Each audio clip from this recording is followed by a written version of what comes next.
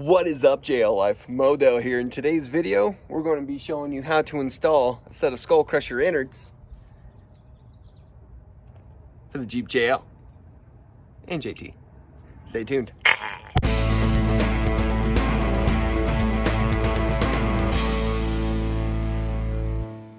So let's kind of get into the reasons why you would even want to change out your inner fenders.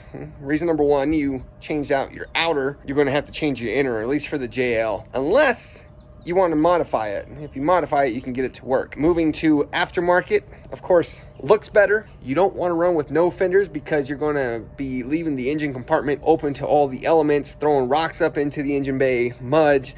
It's just things you can limit with inner fenders, so keep that in mind. Inner fenders should be easily removable, and if they're not, don't get them.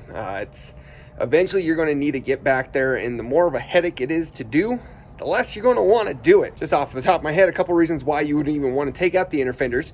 Well, if you need to access things in the engine that you can't get from the top, perfect example, O2 sensors, the top bolt mount for your shock. And if you're just trying to do any wiring that needs to be back there, it's just a lot easier taking the fender out rather than having to work up, like going through the firewall. So to remove, what you got to do is just get your Allen key, take out the 4 bolts, and you remove the whole thing. There are other ones. So you can see I have a nutsert here because I was trying to make it easier.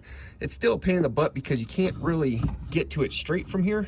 You got to get the L shape and just take your little turn, little turn, little turn, little turn. And of course, if you don't use nutserts, you got to get a wrench up behind and hold it while you're trying to undo it. It's just a big headache. When you're looking for inner fenders, now not all of them are created the same.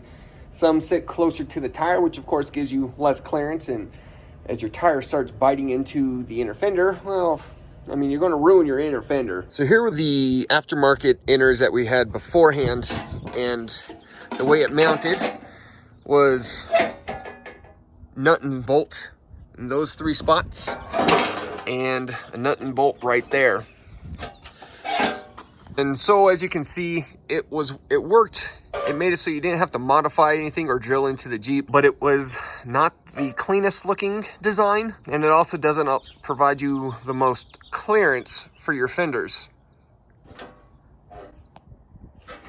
Don't worry about that guy. You want to get something that's higher clearance, and this design is further away from the tire. It's more towards the inside of the Jeep, which is going to give you more room for flex. Yeah, you can see on mine, I'm still kind of brushing up on it, but it's less than what it was before. Of course, win. And the last thing I want to talk about with these fenders are these guys. The custom plates you can have designed and cut out to fit inside your inner. It makes them more unique. It makes it so it's not so cookie cutter, and it looked good. And one of the things that bother me about inners, not all of them, is how over branded they are with the company. So rather than having something like this that's custom, it'll be the logo of the company. Now, not saying companies that do that are bad. It's just, I don't like that. Yes, there is the Skull Krusher logo cut out into it, but it's very small. It's kind of, it's pointing downwards, so it's not the star of the inner fender. Does that make sense? If you do the custom ones, just to let you know, they do cost a little bit more to have that done. There are generic ones that they sell with these. If you prefer that, there's like a Punisher skull, American flag. There's a handful of them. But just, again, to re-stress, I don't like over branding. It needs to be subtle. If someone sees it, they should be going up to it, inspecting it to find out what it is, not see it from across the parking lot. Just me. There's one more thing I want to talk about. These are aluminum.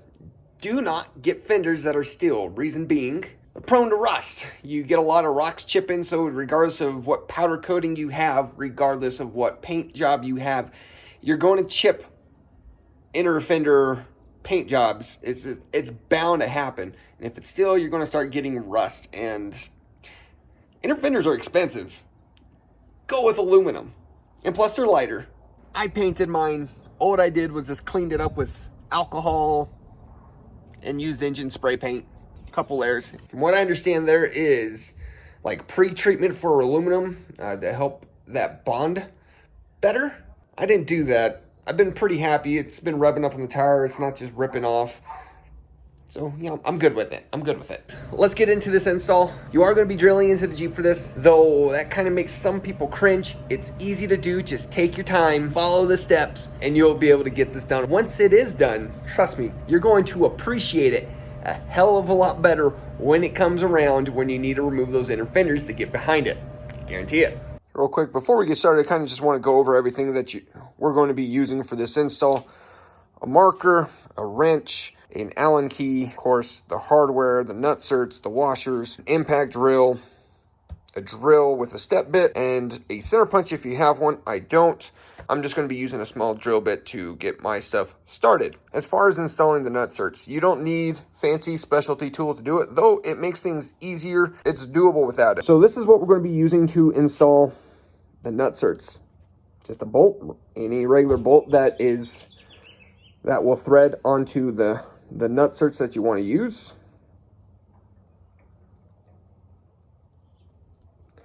And some sort of nut that is bigger than the threads. You don't want to thread it on, you just want it to slide in. What we will be doing once we drill the hole, we're going to prep the tool. We're going to grab our wrench. Now you can do this with the ratchet, but I'm not going to lie, it's really hard keeping the nutsert in place, which is one of the reasons people don't enjoy using nutserts and go to specialty tools. But if you have an impact, you're just going to put it on there, hold the nut still, and you're going to start to apply pressure. As you start to pull the nutsert in, because you're applying force to the bolt head, you're going to start to scrunch and compress this part of the sleeve of the nutsert, and it's going to bite around whatever it is that you're pushed up against. So it is important to make sure that it's flush in there, and if you're trying to hold it in place and use a ratchet, you have a lot of movement, and if it doesn't stay in there flush, you're going to have a problem. You're going to have to drill it out and start over, which with the impact, it makes things a little bit easier. This is actually a leftover tool that I had to installing nutserts earlier on a completely unrelated project, but the concept remains the absolute same. You have yourself a bolt.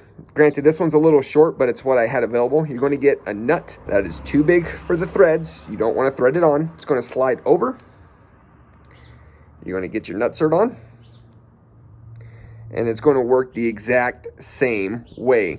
Like I said, you want it longer. You don't want to just be biting a little bit of the thread. You want it to go all the way through. But I'm just showing that that's all you need. Just simple stuff. Let's get this installed. We're going to be starting from one side and working our way over, one hole at a time. You're going to want to come and dry fit it after each hole that you drill. So the first one we're going to be doing is going to be up here. Be careful of lines behind where you're drilling. You don't want to damage something unnecessarily. But what we need to do is get our nutsert to fit through the hole. And it actually already fits because I drilled it out a little larger beforehand. But what we are going to do at this point is put our nutsert on our makeshift tool. Put it on. Like I said, it's imperative to make sure you're holding it flush to the Jeep as you tighten. Otherwise, it's going to mess it all up and you're going to have to drill it out and get a new nutsert and do it again.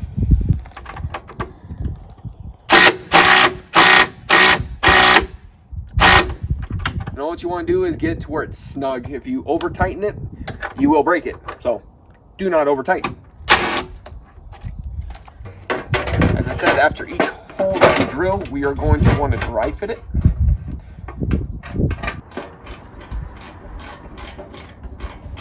And you're going to push it back to where it needs to go.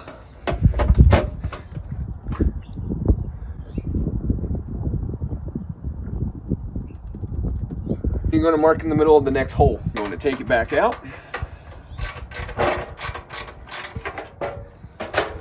If you have a center punch, this is an excellent time to use the center punch rather than a marker.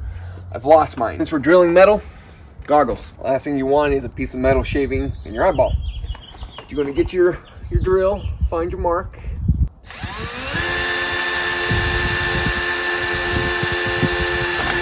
And as you're drilling into the body of the Jeep, make sure you have the power setting. Make sure you have it on slow, not fast. Slow just does a much better job cutting through the metal. You're going to move to your step bit.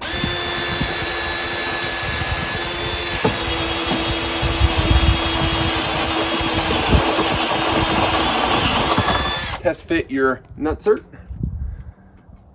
Beautiful. And tighten that one in.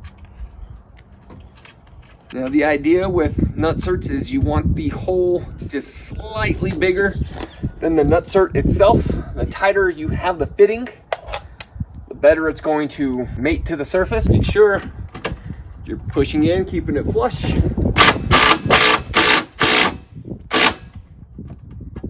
Until it's nice and firm. That.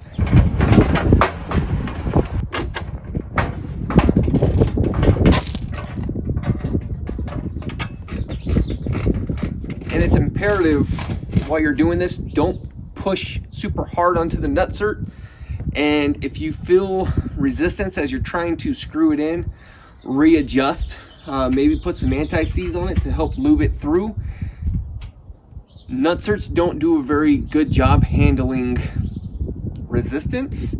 You're just going to cause more issues. So now that we're 2 in, let's go ahead and mark the 3rd hole. Push it back to where we want it to sit.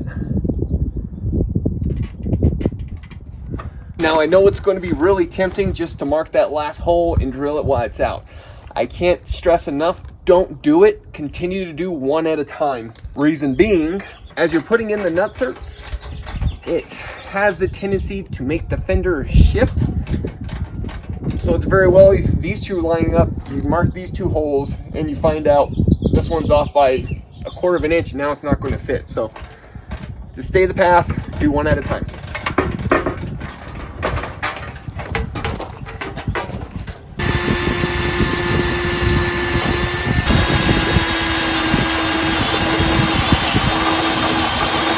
And if you feel the need to hit the nutsert with a hammer just because it's almost there, not quite, don't.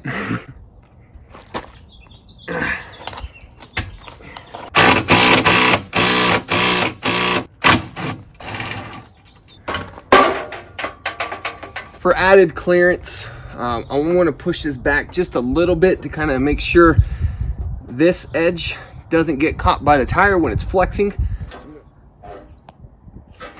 Don't worry about that guy. So I'm going to push it in a little bit.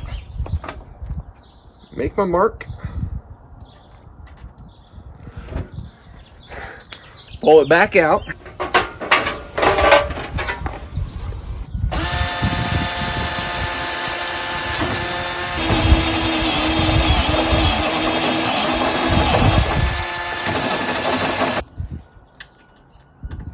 Beautiful. Now that this is the final install part, make sure you add the washers to the bolts.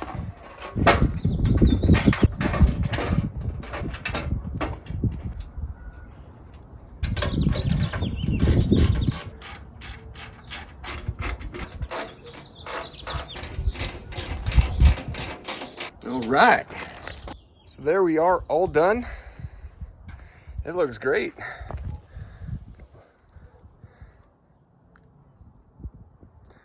So real quick, just to talk about the passenger side, this one is a little bit difficult. You can't get this one with the step bit. You're going to have a drill bit big enough to bite around it because you have your battery box behind it. So you won't be able to get the step bit all the way back there. You'll need something thicker to get what you need. Also, I did have to do minor trimming here, and I just did it with a jigsaw. However, I did contact the owner of Skull Krusher to tell him about this, and he has assured me that he has fixed it and that's no longer an issue. Leave a comment down below, tell me what you guys think of this. I think it looks really good. These are definitely one of the best looking fenders inner fenders I have seen for the JL. So guys, I hope you enjoyed the video. I hope you found it useful, and remember to like, comment, subscribe, and share, and stay tuned for the next one. Y'all, keep it easy.